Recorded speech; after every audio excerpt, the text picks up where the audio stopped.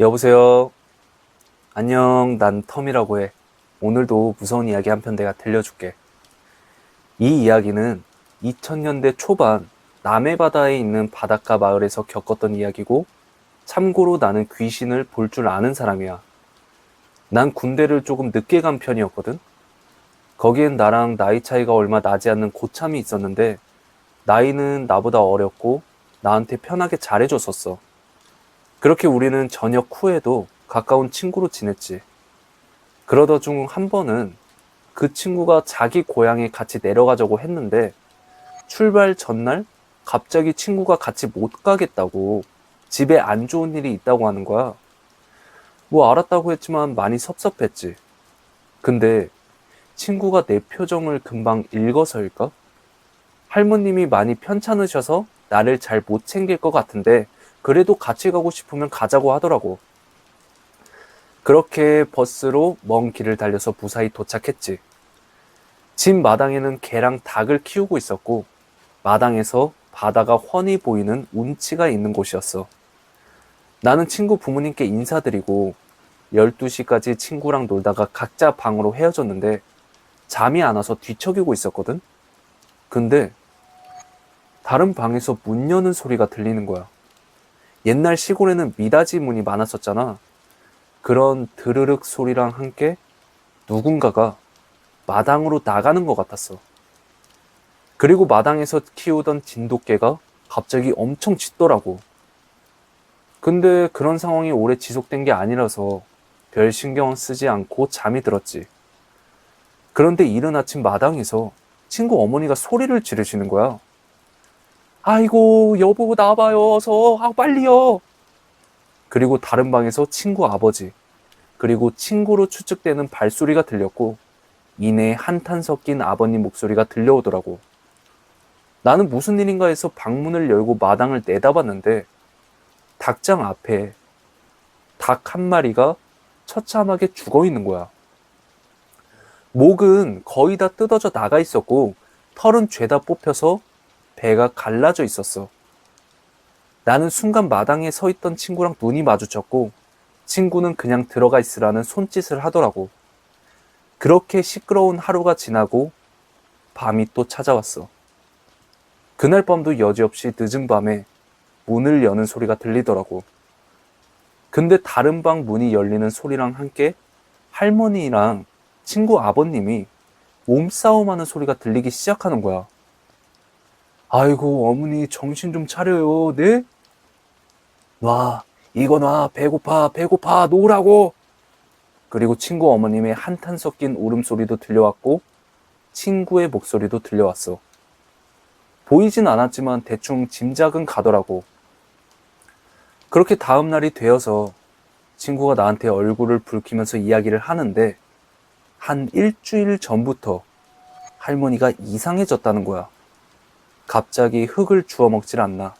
마당에 있는 나무 껍질을 손톱으로 긁어 먹질 않나. 그때까진 그냥 치매인가 보다 하고 더 잘 살펴드려야겠다라고 생각했는데, 어제 할머니가 산 짐승을 잡아 드신 거야. 난 가까이 가지 못해서 자세히 못 봤는데 닭을 꽤 많이 뜯어 드셨나 보더라고. 심지어 친구는 부모님이 두 분 다 일을 하셔서 할머니 손에 키우다시피 했는데, 그러다 보니 마음이 굉장히 아파 보였어. 친구는 눈물을 흘렸고 할머니를 얼마나 사랑하는지 느낄 수 있겠더라고. 나는 최대한 조용히 지내려고 노력했고, 그렇게 마지막 날 밤, 이번엔 문이 열리더니 무슨 스댕 긁히는 소리가 나는 거야. 친구 부모님이랑 친구도 당연히 안 자고 기다렸었나 봐. 그리고 잠시 뒤에 문 여는 소리가 들리더니 여지없이 어머님의 한탄하는 소리가 들려왔고, 몸싸움하는 소리도 들려왔어. 그러다가 뭔가 쨍그랑하고 떨어지는 소리와 함께 물이 쏟아지는 소리도 들리더라고. 나는 안 되겠다 싶어서 문을 열고 나가봤지. 그런데 인사도 못 드린 할머니의 상황은 충격적이었어.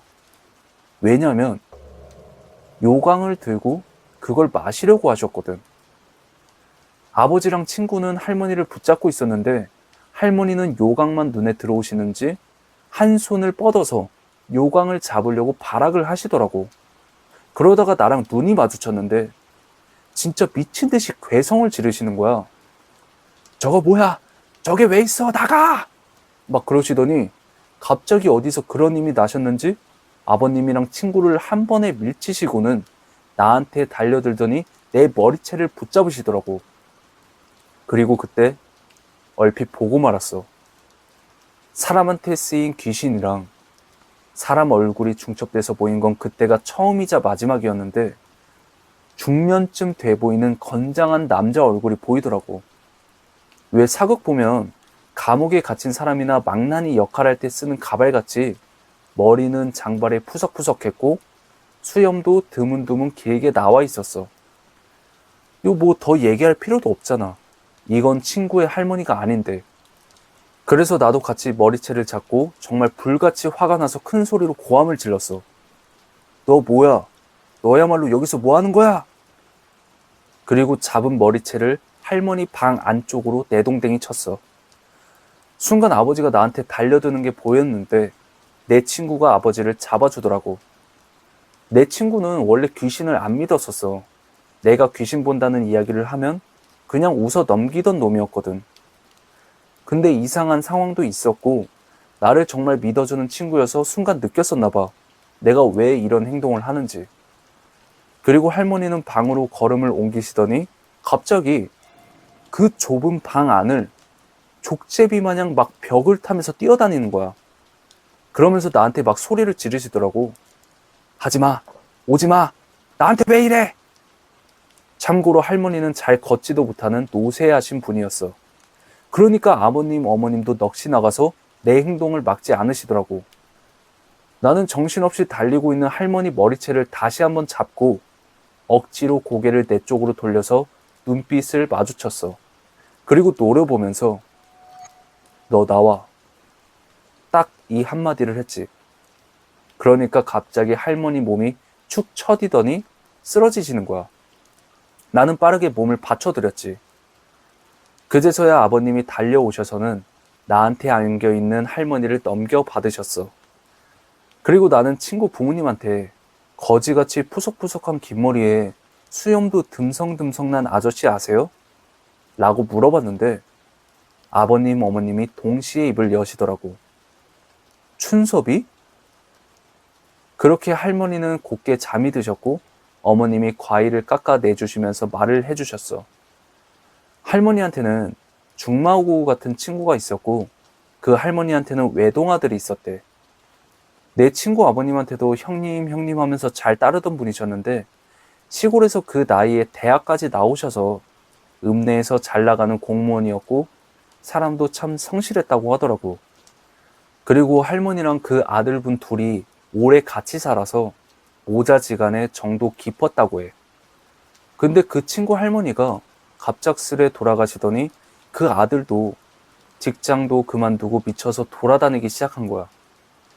어머니를 잃은 아픔이 컸었나 봐. 밥도 주워 먹고 다닐 정도로.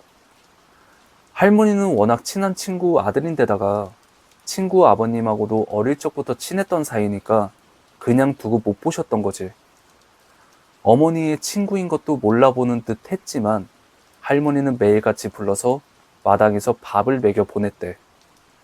그런데 하루는 할머니가 비명을 질러서 나가보니까 그 춘섭이 아저씨라는 분이 애지중지 키우던 진돗개를 생으로 잡아먹고 있더래. 그 모습을 보신 할머니는 기겁을 하면서 빗자루로 때리고 내쫓아버린 거지. 2번 다시 나타나지 말라면서. 그 이후에 그 춘섭이 아저씨는 발길을 끊으셨고 한 달이 채 되지 않아 자기 집 앞 마당에서 굶어 죽은 채로 발견되었다고 해.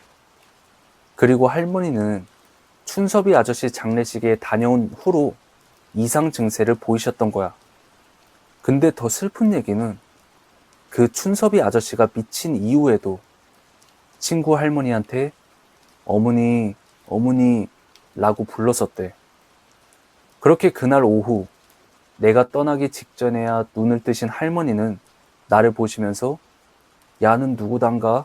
라고 물으셨고 손주 친구라는 말에 내 손을 만지작 하시더라고. 아버님, 어머님은 나한테 이제 몸에 좋은 해산물들을 바리바리 싸주시면서 또 놀러 오라고 몇 번이나 아쉬운 인사를 하셨고, 후에 들은 이야기로는 할머니도 건강하게 잘 지내신다고 해. 내가 퇴마사는 아니지만 나도 모르게 나왔던 호통, 나에게 알 수 없는 힘이 있는 걸까? 오늘 이야기는 여기까지야. 좋아요랑 하이프 부탁하고 사연 제보는 이메일로 부탁할게. 그럼 다음 시간에 더 무서운 이야기로 찾아올게.